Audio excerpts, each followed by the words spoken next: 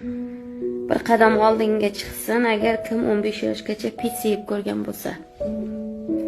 Bir qadam oldinga chiqsin agar kim 15 yoshgacha bolalar o'yingohida o'ynagan bo'lsa. Oldinga bir qadam chiqsin kim 15 yoshgacha velosipedi bo'lsa.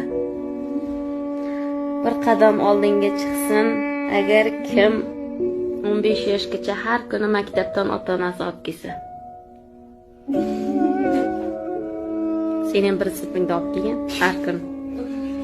Bir qadam oldinga chiqsin agar kim 15 yoshgacha ikkitadan oyoq kiyimi bo'lgan bo'lsa. Bir qadam oldinga chiqsin agar kim 15 yoshgacha ota-onasiga yordam berish uchun ishlagan bo'lsa.